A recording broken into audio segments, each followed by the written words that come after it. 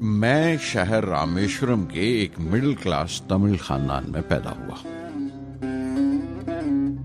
میرے ابا زین العابدین کے پاس نہ تعلیم تھی نہ دولت، لیکن ان مجبوریوں کے باوجود ایک دانائی تھی ان کے پاس اور حوصلہ تھا، اور میری ماں جیسی مددگار تھی عاشی اماں۔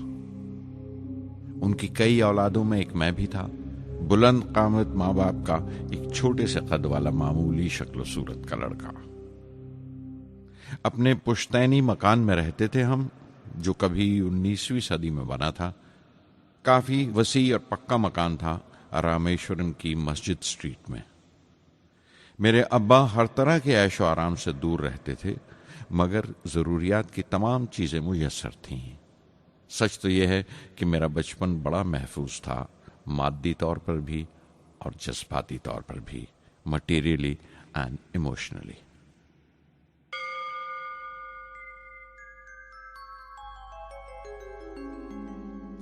رامیشورم کا مشہور شیو مندر ہمارے گھر سے صرف 10 منٹ کی دوری پر تھا۔ ہمارے علاقے میں زیادہ آبادی مسلمانوں کی تھی، پھر بھی کافی ہندو گھرانے تھے جو بڑے اتفاق سے پڑوس میں رہتے تھے۔ ہمارے علاقے میں ایک بڑی پرانی مسجد تھی جہاں میرے ابا مجھے ہر شام نماز پڑھنے کے لیے لے جایا کرتے تھے۔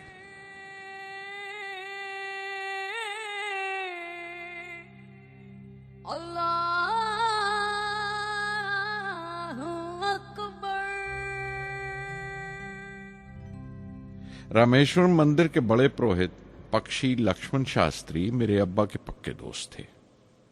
میری بچپن کی یادوں میں آنکی ہوئی ایک یاد یہ بھی تھی کہ اپنے اپنے روایتی لباس میں بیٹھے ہوئے وہ دونوں کیسے روحانی مسئلوں پر دیر دیر تک باتیں کرتے رہتے تھے۔ میرے ابا مشکل سے مشکل روحانی معاملوں کو بھی تمل کی عام زبان میں بیان کر لیا کرتے تھے۔ ایک بار مجھ سے کہا تھا، جب آفت آئے تو آفت کی وجہ سمجھنے کی کوشش کرو، مشکلیں ہمیشہ خود کو پرکھنے کا موقع دیتی ہیں۔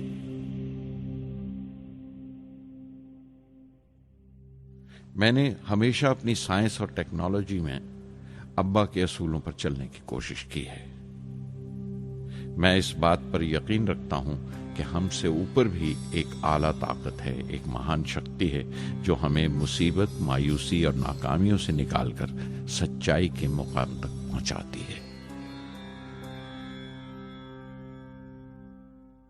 میں قریب 6 برس کا تھا جب ابا نے ایک لکڑی کی کشتی بنانے کا فیصلہ کیا، جس میں وہ یاتریوں کو رامیشورم سے دھنوش کوڑی کا دورہ کرا سکیں، لے جائیں اور واپس لے آئیں۔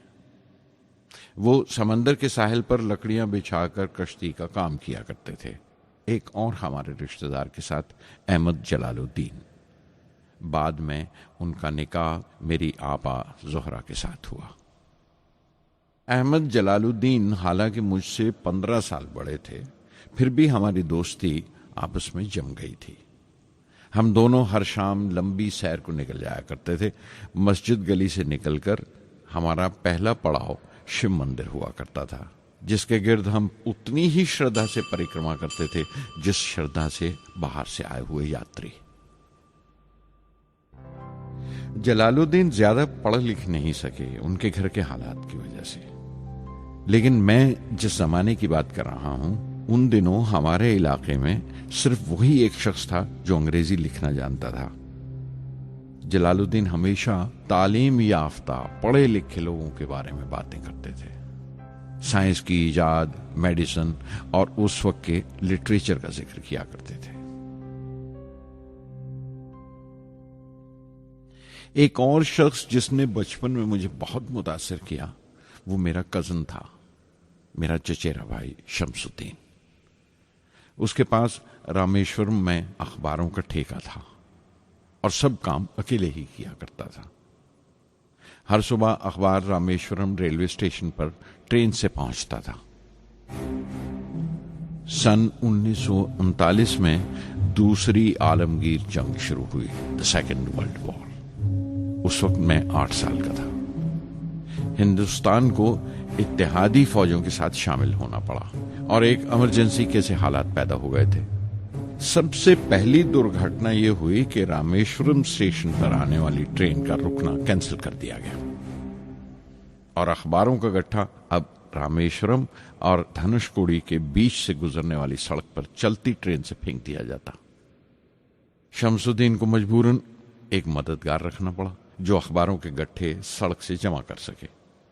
وہ موقع مجھے ملا اور شمس الدین میری پہلی آمدنی کی وجہ بنا۔